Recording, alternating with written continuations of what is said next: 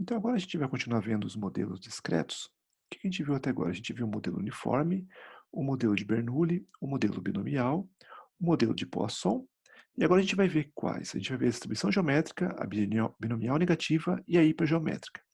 Uma coisa interessante que a gente vai ver, embora eles pareçam bastante complicados, esses modelos são muito simples se a gente conseguir entender os processos que geram esses modelos, tá? Então vamos tentar entender não só como fazer as contas, mas também o que tem por trás desses modelos, que é a parte intuitiva, tá? Então, o primeiro modelo que a gente vai ver é a distribuição geométrica. O que diz a distribuição geométrica? A distribuição geométrica é o seguinte: o que eu vou ter? Não precisa nem decorar equação nenhuma. Então, a gente vai ter vários experimentos, por exemplo, o lançamento de uma moeda, ok? Várias e várias vezes.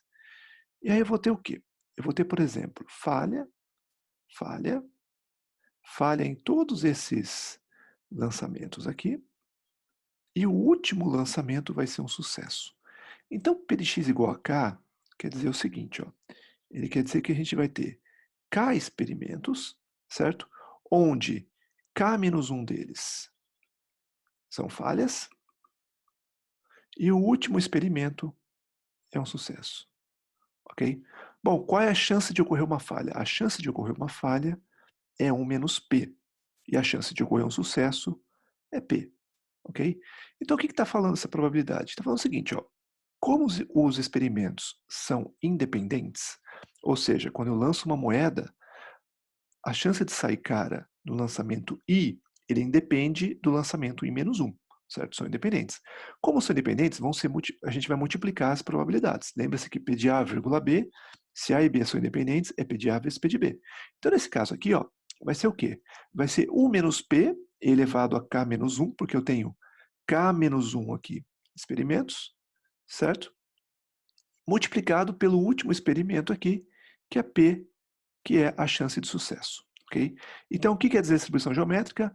É a probabilidade de eu ter K experimentos, onde quer dizer, K menos 1 são falhas, e o último aqui é sucesso. Então, isso é a nossa distribuição geométrica. Okay? Então, ela é muito simples, não precisa decorar nada. Só um detalhe, vocês vão encontrar por aí em alguns livros, vocês vão encontrar essa definição aqui, ó. P de x igual a K é P 1 menos P elevado a K, não elevado a K menos 1, ok? Nesse caso aqui, no fundo, é praticamente a mesma coisa, só que P de x igual a K aqui quer dizer o quê? Quer dizer que a gente teve K falhas antes do primeiro sucesso, ok? Então é um pouco diferente, mas não precisa também decorar a equação, porque basta a gente deduzir, né? Se eu tenho K falhas, é 1 menos P elevado a K, vezes o último sucesso, que é P. Além de usar essa distribuição para o caso que eu tenho K menos uma falhas antes do primeiro sucesso, eu também posso ter um caso que é o seguinte, ó. Vamos supor agora que Q é a chance de falha, que é 1 menos P, e se eu falar que 1 menos Q é a chance do sucesso, certo? Vai ser o nosso P, ok? Então, nesse caso, o que eu teria? Eu teria vários sucessos, e por último a gente teria uma falha. Então, qual é a chance disso aqui ocorrer? A chance disso aqui ocorrer é a mesma coisa que a anterior. Então vai ser o quê? 1 menos Q sucessos elevado a K menos 1, vezes o último, que é uma falha, que a chance é Q, ok? Então, nesse caso, na verdade, é o mais utilizado, que é a probabilidade de, por exemplo, eu ter uma máquina que ela vai trabalhar por K dias, sendo que no dia K é uma falha. Então, por exemplo, eu posso ter uma máquina que ela está trabalhando normalmente, e eu quero saber qual é a chance dessa máquina trabalhar por 10, 20, 30 dias sem que ocorra nenhuma falha. Ou seja, ela vai trabalhar continuamente, quando tem uma falha, ela para. Então a gente pode calcular essa probabilidade de funcionamento de uma máquina, por exemplo. Nesse caso, não é K menos uma falha seguida por um sucesso, mas é K menos um sucessos seguido por uma falha. Okay? Então é bom saber que dá para usar nos dois casos. Bom, para o caso de distribuição geométrica, a gente pode calcular a esperança e a variância. Então, vamos calcular a esperança. Então, como é que a gente calcula essa esperança de x? Usando aqui a nossa definição, ele é um somatório de k igual a zero até infinito. Notem que, para distribuição geométrica, o k varia de zero até infinito. Ok? De quem? K vezes P de x igual a K. O que é P de x igual a K? P, 1 menos P elevado a K menos 1. Ok? Bom, esse P eu posso tirar para fora do somatório. Então vai ser P, somatório de K igual a zero até infinito, de K, 1 menos P elevado a K menos 1. Se a gente fizer o seguinte, ó, se a gente falar que x é igual a 1 menos P, ok? Então, se a gente escrever isso aqui, então P vai ser 1 menos x. Então isso aqui vai ser simplesmente 1 menos x vezes o somatório de K igual a zero até infinito, de K x elevado a K menos 1. A K menos 1. Só que a gente aprendeu lá em cálculo 1 que a derivada de x elevado a n, então de x elevado a n dx, isso aqui nada mais é que n x elevado a n menos 1, n menos 1. Então, no fundo, isso aqui eu posso escrever como sendo 1 menos x vezes um somatório de k igual a zero até infinito, de d dx, de quem? De x elevado a k, ok? Então, vejam, esse k menos 1, esse k que está aqui e o k menos 1, nada mais é que o n e o n menos 1 que está aqui, ok? Então, na verdade, isso aqui eu posso escrever como sendo uma derivada. Então, lembre-se, a derivada é um operador linear, então lembre-se, d dx de 2x mais 4x², isso aqui é a mesma coisa que 2 mais 8x, e é a mesma coisa que eu calcular d dx de 2x mais d dx de 4x². O resultado é o mesmo, né? Então vai dar 2 mais 8x. Então a derivada da soma é a soma das derivadas. Então, na verdade, eu posso tirar esse operador da derivada para fora do somatório, ok? Então vai ser d dx do somatório de k igual a zero até infinito, de x elevado a k. Bom, mas quanto será que é essa soma aqui? Então, como é que eu resolvo essa soma aqui? Ó? Vamos definir como sendo Sn, ele é simplesmente um somatório de i igual a zero até n de x elevado a n, ok? Então, isso aqui no fundo vai ser quanto? Então, vai ser assim, ó. Vamos escrever, vamos abrir essa conta. Então, Sn vai ser x igual a zero, vai dar 1, mais x² mais x elevado a n, ok?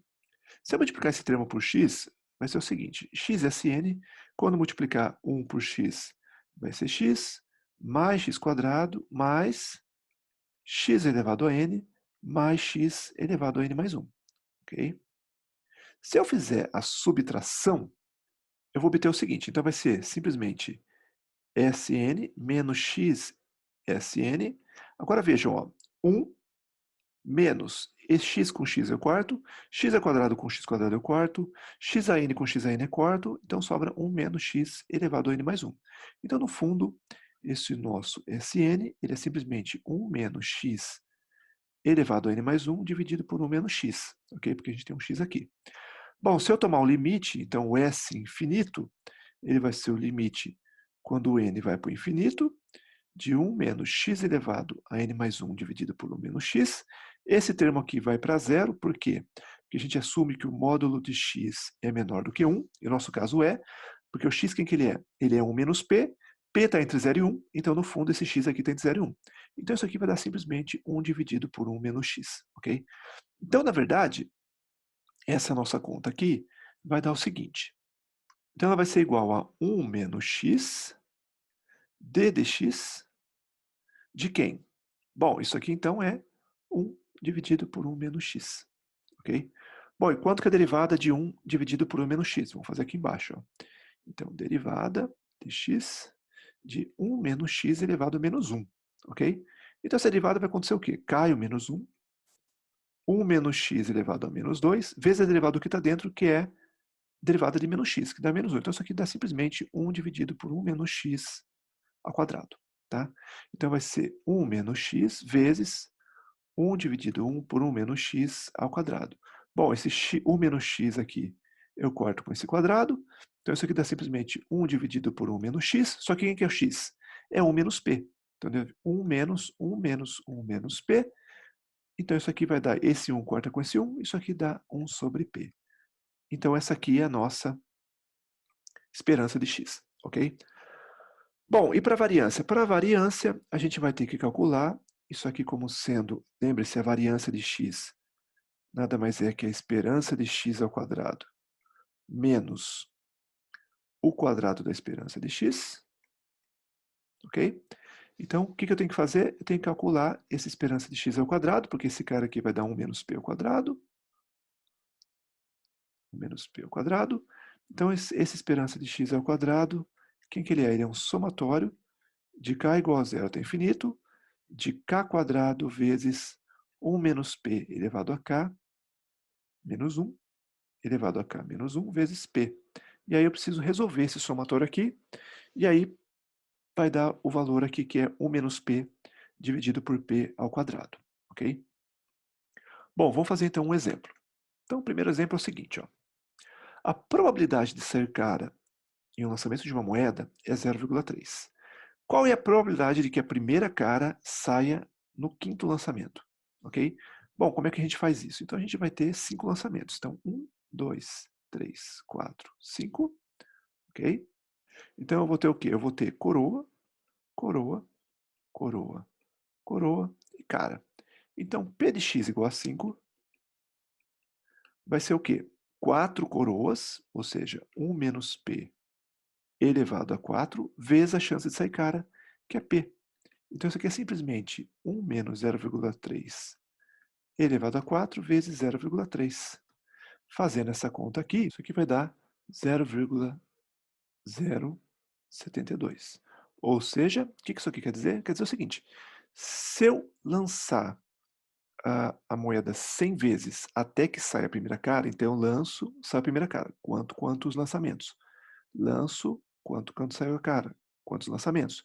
Se eu fizesse isso 100 vezes, então aproximadamente 7 vezes a cara vai sair no quinto experimento. Então, se eu contar, por exemplo, uma vez saiu em 2, outra vez saiu em 10, outra vez saiu em 15. Se eu contar o número de vezes que eu precisei de 5 experimentos para sair a primeira cara, é em torno de 7, ok? Essa é a interpretação do que está acontecendo aqui nesse experimento. Bom, vamos fazer mais um exemplo aqui, ó. Então, a probabilidade de se encontrar o sinal aberto em uma esquina é 0,2. Qual é a probabilidade de que seja necessário passar 5 vezes para encontrar o sinal aberto pela primeira vez? Então, de novo. Então, a gente vai ter 1, 2, 3, 4, 5. Então, ele vai estar aberto 4 vezes. Opa, quer dizer, ele vai estar fechado 4 vezes. Então, P de x igual a 5 é simplesmente 0,2 vezes 1 menos 0,2 elevado a 4, porque a gente tem 4 vezes fechado, ok? Então, 1 menos 0,2 é a chance de estar fechado, 0,2 é a chance de estar aberto. Então, fazendo essa conta aqui, 0,081. Bom, a gente viu então a distribuição geométrica, agora vamos ver como é que a gente simula, para a gente pegar um pouco mais de intuição sobre essa distribuição. Então, a primeira coisa, então, está aqui nossa definição da distribuição geométrica, e a gente pode usar, então, a biblioteca NumPy do Python, e aí essa biblioteca, ela permite que a gente gere números com distribuição geométrica, tá? Então, como é que isso funciona? Então, funciona da seguinte forma, ó. Então, a gente vai usar a função geometric, da biblioteca NumPy random, certo? P é a chance de sucesso, aqui o N é o número de experimentos que eu vou realizar até eu ter K menos uma falhas e um sucesso, então vai ser o número de vezes que eu vou fazer isso, tá? Então, por exemplo, se o N for igual a, vamos colocar aqui por enquanto igual a 100, o que eu vou fazer? Eu vou realizar 100 experimentos, onde cada experimento tem K menos uma falha e um sucesso, tá? E aí a gente vai achar a distribuição dos valores de K, ok? Então, se eu fizer isso aqui, então eu vou gerar 100, a probabilidade de sucesso é 0,2. Aqui a gente vai gerar um histograma, tá? Então, quando a gente gera isso aqui, a gente pode ver que para 100 observações, não gerou ainda, para 100 observações ainda não está bem definida, mas se eu aumentar isso aqui para 10.000, por exemplo, a gente pode ver que está bem definida, então essa aqui é a cara da distribuição geométrica, tá?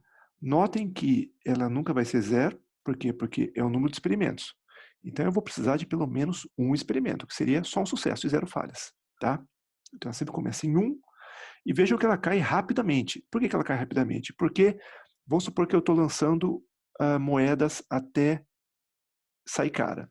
Então a chance de eu ter, por exemplo, 100 coroas seguida por uma cara é muito menor do que eu ter, por exemplo, 10 coroas seguidas de uma cara, certo? Então é esperado que isso aqui caia de acordo com o valor de K, tá?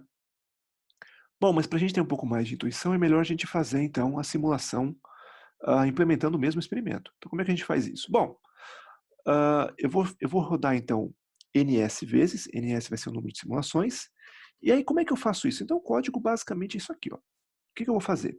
Eu vou usar o loop while. O que o while faz? Ele é um loop que faz o seguinte, faça enquanto. Enquanto o quê? Enquanto for falha. Então, S for igual a false. Então, eu começo com uma falha. Enquanto for falha, então eu entro no loop, aí verifico, sorteio um número com uma distribuição uniforme. Se esse número for menor ou igual que P, é um sucesso. Caso contrário, é uma falha, e aí eu só guardo o número de experimentos que eu estou realizando, incremento por 1, e vou fazendo isso até que essa condição seja válida, ou seja, até que o S seja true, ou seja, até que eu saia um sucesso. Então isso aqui é para um experimento. E aí eu vou colocar isso aqui dentro desse loop de 1 até NS, onde S é o número de simulações, e quando eu executo, o restante é só gerar o histograma, quando eu executo, está aqui a nossa distribuição geométrica. Notem que o X que eu estou gerando, vejam bem, ele é o quê? Ele é uma sequência de valores. Ou seja, o que é o valor 20? Eu precisei de 20 experimentos para que eu tivesse 19 falhas e um sucesso. O próximo é 6, ou seja, saiu 5 falhas e um sucesso. O próximo, 9 falhas e um sucesso. Então eu estou guardando, certo? E aí eu faço, simplesmente eu vou contar quantas vezes precisou de um experimento, quantas vezes precisou de 2, de 3, e assim vai. Tá? Então isso aqui é a nossa simulação. Aqui a gente pode também comparar o valor teórico, que é 1 sobre P, com o valor simulado. Então, por exemplo, nesse caso aqui, o valor teórico deu 5, a média, e o simulado 5,13. E nesse segundo experimento aqui, o valor esperado, então, é 5 de novo. Quando eu executo, então, para calcular, basta que eu faça o quê? É a média de x. Então, eu vou somar x, se eu tenho 10.000, vou somar todos os 10.000 valores e dividir por 10.000. Tá? Então, deu 4,9, e eu posso calcular também a variância. A variância é 1 menos p sobre p quadrado. Então, o valor teórico é 20, né? Quer dizer, 9,99 é 20, certo? Para calcular a variância, então, eu defini uma função, onde esse E2 aqui vai ser a esperança de x ao quadrado, aqui o E é a esperança de x. Então, para calcular a esperança de x ao quadrado, como é que eu faço? Então, está aqui a equação, né? Eu vou somar o xi ao quadrado e menos o valor médio ao quadrado. Aí, fazendo isso, usando aqui, então, a gente vai chegar no valor 20,7, tá? Que é muito próximo do valor teórico. Então, com isso, a gente pode ver que a distribuição geométrica é muito simples, na verdade, certo? E quando a gente simula, a gente pode entender melhor o que está acontecendo, e aí a gente consegue ter uma intuição. É fundamental ter intuição, porque decorar fórmula não serve para nada, tá? Então é importante a gente ter intuição sobre essas distribuições. Outra distribuição importante é a distribuição binomial negativa, também chamada distribuição de Pascal. E como que é essa distribuição? Então, x é o número de repetições necessárias a fim de que ocorram R sucessos, de modo que o errésimo sucesso ocorra na késima tentativa. Então parece uma coisa muito complicada, mas no fundo não é. Então ela ocorre da seguinte forma. Então vamos deduzir essa equação e vocês vão ver que ela é muito simples. Tá? Então eu vou ter aqui vários experimentos. Tá? Então a gente vai ter aqui vários experimentos, onde o último experimento é um sucesso. Ok? Então o último é um sucesso, e aqui, nessa região aqui, ou seja, se eu realizei o x igual a k, então é a chance de eu ter k experimentos, onde o último experimento é o sucesso número R, ou seja, é o errésimo sucesso. Ok? Então, nessa região toda aqui, o que aconteceu? A gente teve k menos 1 experimentos, ou lançamentos, tanto faz.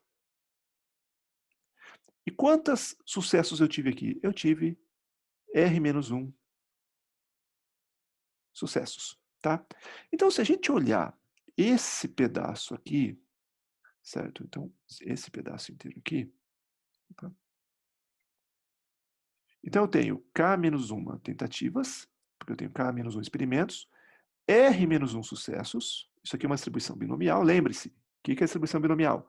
N experimentos, quero saber a chance de eu ter K sucessos em N experimentos. Então aqui é a mesma coisa, eu tenho K menos 1 experimentos, R menos 1 sucessos. Isso aqui é P elevado a R menos 1, 1 menos P elevado a K menos 1 menos R menos 1. E o último aqui é um sucesso, então é vezes P, ok? Então, no fundo, isso aqui é o nosso P de x igual a K. Tá? Então, isso aqui é o nosso P de x igual a K.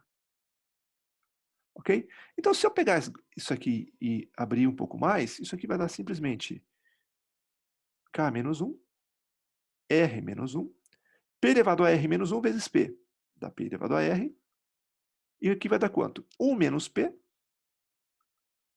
elevado a quanto? K menos 1 menos R mais 1.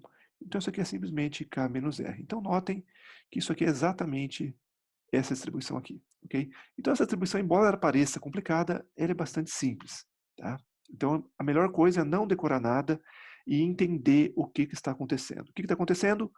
Eu tenho K experimentos, onde o último experimento é um sucesso, ok? E é o 100º sucesso. Então, antes desse experimento, ou seja, em K-1 experimentos, eu tive R-1 sucessos, tá? Notem se o R for igual a 1, isso aqui segue uma distribuição geométrica, né? Por quê? Porque eu vou ter o quê? Eu vou ter tudo falhas, certo? Então, aqui vou ter R, vou ter 0 sucessos, e o último vai ser um sucesso. Então, se eu colocar aqui R-1 como sendo 0, ok? E aí, simplesmente, isso aqui vai dar uma distribuição geométrica, tá? Então, é bem simples. Então, notem que a distribuição binomial negativa nada mais é do que uma generalização da distribuição geométrica, tá? Vamos, então, fazer um exemplo para a gente entender melhor essa distribuição. Então, vejam só, em uma série do campeonato de basquete da NBA, o time que ganhar 4 jogos será o vencedor, no total de 7 no máximo, tá? Suponha que o time A tenha probabilidade 0,55 de ganhar de B. Qual é a probabilidade de que A vence a série em 6 jogos? O que quer dizer isso aqui? Então, a gente vai ter 6 jogos, 1, 2, 3, 4, 5 e 6. O último jogo é uma vitória de A, e aqui eu vou ter o quê? Bom, o A tem que ganhar 4 para ser o campeão. Então, eu tenho 3 vitórias de A em 5 tentativas, 5 jogos. Então, P de x igual a K vai ser o quê?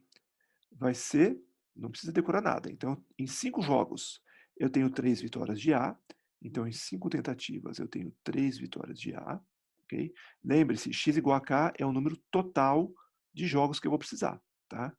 P, 0,55 elevado ao cubo. 1 menos 0,55 elevado a quanto? 5 menos 3. Vezes a chance de eu ter um último sucesso, que é 0,55. Então, fazendo essa conta aqui, vai dar 0,185, ok? Então, quer dizer, se eu coleto informações de 100 jogos, certo? É esperado que em 18 deles A vença em 6 jogos, ok? Essa é a ideia dessa distribuição, tá? Bom, vamos fazer a próxima. Qual é a probabilidade de que A vença a série? O que quer dizer isso? Então, quer dizer, para A vencer a série, o que tem que acontecer? Então, eu vou ter que, para probabilidade A vencer a série, nada mais é do que a probabilidade de que x seja maior ou igual que quanto? Bom, tem que ganhar um mínimo de 4 jogos. Então, eu posso ter A ganha o primeiro, o segundo, o terceiro e o quarto, não precisa de mais jogos, certo? Ou A ganha 4 perde 1, A ganha 4 perde 2, A ganha 4 perde 3. Ou seja, isso aqui nada mais é P de x maior ou igual que 4. Então, vai ser um somatório de K igual a 4 até 7, de quem? K menos 1, que é o número de jogos que eu vou ter antes do último jogo, ou seja, K é o total, certo? R menos 1, quanto que é o R? O R vai ser 3 jogos, certo? Porque o último vai ser a quarta vitória. P 0,55 elevado ao cubo 1 menos 0,55 elevado a k menos 1 menos 3, ok? E vezes a chance de ganhar o último jogo. Então, fazendo essa conta, vai dar 0,608, ok? Então, tem aproximadamente 61% de chance de que A vença a série. Notem, a chance de ganhar um jogo, 0,55. A chance de ganhar a série inteira, 0,61. Então, vejam que não é a mesma coisa. Bom, só para indicar aqui como é que eu calculo a esperança e a variância, vamos só indicar, então, a esperança de x, quanto que vai ser? Vai ser um somatório de k. Notem, interessante é o seguinte, ó, o k ele começa com R. Por que o k começa com R? Porque k é o número de jogos. Então, vejam, na série de basquete, qual era o número? Era o número de jogos que A precisaria ganhar no total, que era 4. Então, o mínimo de jogos que eu preciso é 4, ok? Então, ele vai ser o mínimo que eu preciso para eu ter R sucessos, ok? Então, isso aqui seria um somatório de K igual a R até infinito, de quem? De K, e aqui vem a distribuição. Qual que é a distribuição? K menos 1, onde eu tenho R menos 1 sucessos, P elevado a R, 1 menos P elevado a K menos R.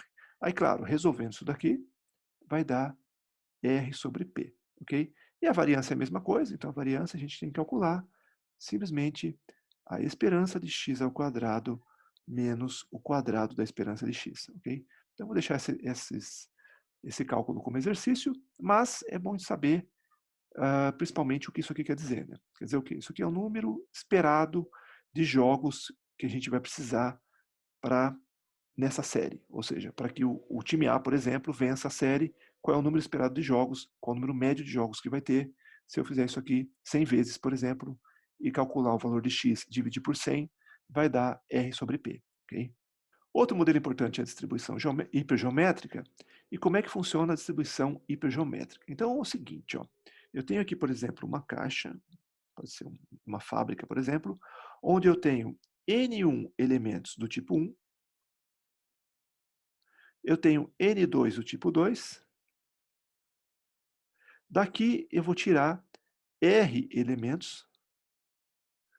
Esses elementos é tirado sem reposição. Então, notem aqui, ó, são retirados sem reposição. Então, isso aqui é a parte mais fundamental. Se fosse com reposição, era distribuição binomial, ok? Então, sem reposição, x é o número de elementos do tipo 1, ok? Então, veja, do tipo 1. E aí eu quero calcular o quê? Eu quero calcular a chance de que, dentre esses R elementos, eu tenha K do tipo 1. Então, essa é a probabilidade que eu quero calcular, ok? Então, eu quero saber, eu tenho uma caixa, eu tiro os elementos, dentre esses elementos que eu tirei, eu quero saber quantos são do tipo 1, ok? Então, a chance de que eu tirei K elementos do tipo 1 é dado por essa distribuição. Essa distribuição, o que ela é? Vamos lembrar o seguinte, ó, a probabilidade de ocorrência de um certo evento, a gente viu que isso aqui nada mais é que o número de ocorrências possíveis, então a gente tem aqui o espaço amostral, ômega, aqui eu tenho a chance de ocorrer os elementos do tipo A, ou seja, é o tamanho do tipo A, ou seja, o número de possibilidades que eu tenho para o evento A, dividido pelo tamanho do espaço amostral, que é o número total. Bom, o tamanho do espaço amostral, o que que é? É o número de combinações possíveis em que eu posso pegar N elementos, R elementos de N, ou seja, uma combinação de N tomados R, ok? Esse é o total. E aí o que acontece? Eu vou ter uma combinação de N1, onde eu pego K, ok? Então, quais são o número de possibilidades de eu pegar K elementos do tipo 1? Isso aqui é o número de possibilidades de eu pegar elementos do tipo 2, que é uma combinação de N, N-1, R menos K, ok? Eu multiplico por quê? Porque eu estou fazendo um E. Eu quero pegar K elementos do tipo 1 e R menos K do tipo 2. Então, é um E, ok? Então, por isso que eu multiplico. E aí, dada essa multiplicação, é o número de possibilidades que eu tenho para o tipo K, e aí eu divido pelo total. Então, isso aqui nada mais é do que uma definição muito simples de probabilidade, ok? Então, é K do tipo 1, R menos K do tipo 2, e aqui é o número de total de possibilidades que eu tenho para eu pegar R elementos, ok? Vamos fazer aqui então um exemplo para ficar um pouco mais simples de entender essa distribuição. Então vejam, ó, uma fábrica produz peças que são embaladas em caixas de 25 unidades. Ok? Para aceitar o lote enviado por essa fábrica, o controle de qualidade de uma empresa procede da seguinte forma: sorteia-se uma caixa do lote e, em seguida, sorteia-se 5 peças sem reposição dessa caixa. Se constatar no máximo 2 defeituosas, aceita-se o lote. Se a caixa tiver 4 peças defeituosas, qual é a probabilidade de aceitar o lote? Ok? Então, vamos fazer essa conta aqui. Então, a primeira coisa, vamos definir quem é a variável aleatória x. Então, x é o número de peças sorteadas do tipo 1, certo? O número de peças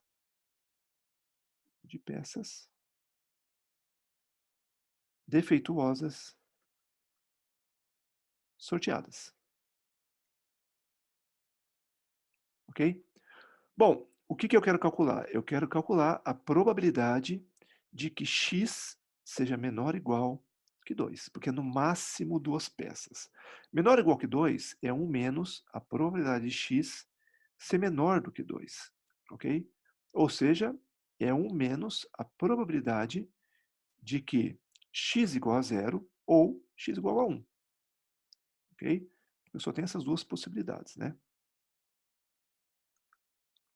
Então, isso aqui vai ser quanto? 1 menos. Bom, para eu ter zero, então como é que eu vou calcular isso aqui? Bom, o número total, vamos colocar aqui já qual é o total. O total quanto é? De 25, eu vou pegar 5. Então, essa aqui é a combinação do número de possibilidades que eu tenho. 25, eu pego 5. Ok? Bom, do tipo 1, quantas que eu tenho? Eu tenho 4 peças defeituosas no total. Então, P de x igual a 0, eu não peguei nenhuma defeituosa. Ok? E para eu pegar as perfeitas, eu tenho 21 perfeitas, porque eu tenho 25 no total. E aí, para eu ter nenhuma defeituosa, então eu peguei quantas? Eu peguei 5 peças perfeitas. No segundo caso, eu tenho 4 defeituosas, eu vou sortear uma, que é P de x igual a 1, ok? E aí, de 21 defeituosas, quantas perfeitas eu tenho? Eu tenho um total de 4. Bom, resolvendo essa conta aqui, vai dar 0,98. Então, eu tenho 98% de chance de aceitar esse lote.